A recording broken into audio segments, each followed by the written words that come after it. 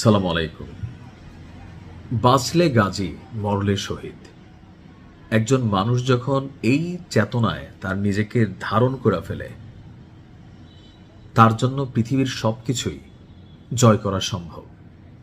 আর যখন একটা জাতির মধ্যে এই ইন্সপিরেশন বা ধরেন এই নীতিটা বা এই চেতনাটা কাজ করা যায়, তখন ওই জাতি যে কোনো কিছু ঘটাই দিতে পারে। আর আজকের দিনে ইরান কি ঘটাইতে পারতেছে আর কি ঘটাবে, এটা আমেরিকা আন্দাজ করে ফেলছে। দর্শক, এই মুহূর্তে খুবই ধামাকাদার বক্তব্য হচ্ছে ইরান আসলে এই মুহূর্তে মার্কিন যুক্তরাষ্ট্রকে গণছে না। লড়াইয়ের মধ্যে একটা জিনিস কাজ করে, ধরেন আমরা যখন বুঝতে পারি সামনের মানুষটা ভয় পাচ্ছে, এটা হিউম্যান সাইকোলজি। আমি খুব ছোট্ট একটা উদাহরণ দিই, যেমন ধরেন কুকুর।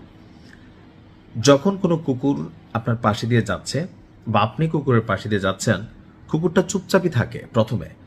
যেই আপনি থমকে দাঁড়াইছেন, কুকুরের সাইকোলজিক্যাল যেই থট, এটা মানুষের থেকে মোটামুটি কম না। সে বুঝতে পারে আপনি ভয় পাইছেন। আর যখন আপনি ভয় পাইছেন, তারে ভয় দেখানোর মধ্যে মজা তৈরি হয়ে যায়। কুকুর তখন ভয় দেখানো শুরু করে, কামড় দেয় না, খেক খেক করে, এটা করে সেটা করে। তো আজকের দিনে ইরানকে এই ভয় দেখানোর খেলার মধ্যে ফেলার চেষ্টা করছিল কে? মার্কিন যুক্তরাষ্ট্র। কিন্তু ইরান তো ভাই ভিন্ন জিনিস। এখানে ঘরে ঘরে বীরদের জন্ম হয়, শহীদি মৃত্যুর জন্য তারা অপেক্ষা করে। তা আপনি তাদেরকে কি ভয় দেখাবেন? 48 ঘন্টার আলটিমেটাম দিছে আমেরিকা। স্পেশাল ফোর্সের একটা অংশ ঢুকছে, যুদ্ধ বিমান F-15 নিয়ে ঝাঁপাই পড়ছিল, ইরান একদম ঠাপাই দিছে। তো এই পরিস্থিতিতে আইসা যখন ওই যে বললাম না যে অন্তরের মধ্যে অজেয় চেতনা ধারণ করে, তো তখন তো ডর ভয় কাজ করে না। আর যে মানুষের মধ্যে ভয় নাই, খুবই ডেয়ারিং হয়। তো ইরানের বেলায় ঠিক একই ফিলিংস কাজ করতেছে। আজকে আমরা দেখলাম যে যুক্তরাষ্ট্র 48 ঘন্টা যুদ্ধবিরতির একটা প্রস্তাব দিছিল। কেন বাবা? তোমরা তো অনেক পাওয়ারফুল, যুদ্ধ করো। 48 ঘন্টা ইরান কেন যুদ্ধবিরতি দিতে হবে? কারণ হচ্ছে ইরান একসাথে যুক্তরাষ্ট্রের যে সাপোর্টিং অ্যালাইগুলা, অর্থাৎ মধ্যপ্রাচ্যের যে মিত্রগুলা আমেরিকার, তাদেরকে যেভাবে ঠাপাচ্ছে, ইরানের একটা টাচের বিপরীতে 10টা টাচ তারা বিভিন্ন জায়গায় করতেছে, যেখান থেকে আমেরিকা প্রেশারাইজড ফিল করে, প্রেশার মানে তারা পায়। তো ওই জায়গাগুলোকে একটু সাময়িক সময়ের জন্য শান্ত করার জন্য অথবা প্ল্যান বি কে এস্টাবলিশ করার জন্য মার্কিন যুক্তরাষ্ট্রের দরকার একটু সময়।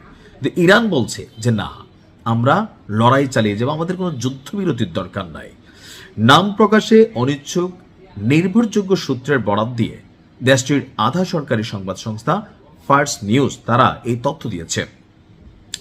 সূত্রটি বলছে যে নাম প্রকাশ না করা একটি বন্ধু দেশের মাধ্যমে এই প্রস্তাব পাঠানো হয়েছিল। এই বন্ধু দেশটা কে জানেন? পাকিস্তান। আমি অনেকগুলো আর্টিকেল পড়ছি যে পাকিস্তানকে দিয়া ইরানের সাথে আমেরিকা একটা গেম খেলতে চাইছে।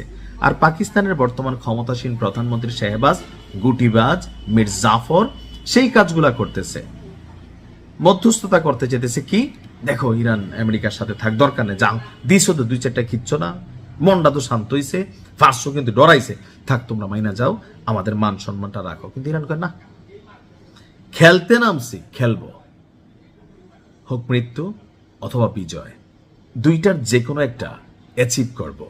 ইরান লড়াইয়ের মাঠ থেকে পেছনে যাবে না।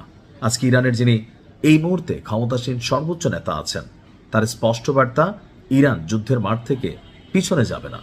পরিস্থিতি যাই হোক, ইরানের জনগণ, ইরানের সেনারা তারা জীবন দিতে প্রস্তুত আছে।